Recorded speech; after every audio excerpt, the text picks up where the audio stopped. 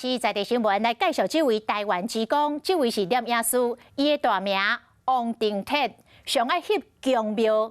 伊选家己所翕的3张相片，一张是翕大甲镇南宫的妈祖起驾，一张是南昆新的宫庙，一张是北家将。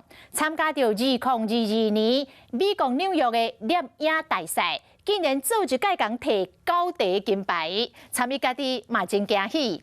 收到奖座了后，伊是早就奖座到大家的镇南宫拜拜行愿。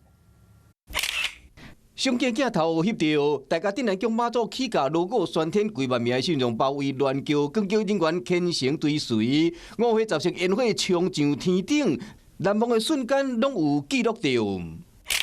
炮一直放，火光四射，北家将身在其中，拢唔惊，宛如神力护体。晴空万里，台南南昆新大天府，两支龙跳一如惊天，涂凯态度袂输是宁静湖水，镜头下的宫庙温和又庄严。这3张相片拢是出自这位摄影师王廷铁之手，有动有静有震撼。以3张相片参加2022年纽约摄影比赛，一个手摕到9面金牌。 打开官网第一张的照片，右上角就是大甲妈的照片。其实这已经算是一个不简单的事情，因为等于说全世界的摄影师一打开官方网站就可以看到大甲妈的照片。那第二个是在看得奖的画面的时候才发现，就是有3个连续得奖，所以其实这已经是蛮夸张的奖项，就是我勾几个奖，基本上就中几个奖。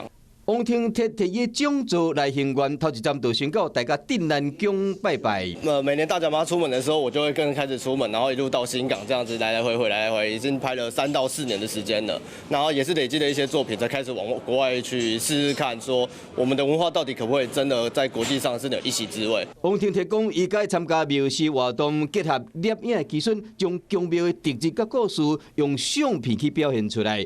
嘛是多年来摄影功力的累积，可以摕到9面金牌，更加好台湾特有的宫庙文化，登上国际和全世界的人拢看到。Hello， 大家好，我是乃瑜，要教给大家2个任务。第一个，华视新闻的脸书专页，你按赞了吗？还有华视新闻的 YouTube 频道，赶紧订阅起来，还要记得按赞，开启小铃铛哦。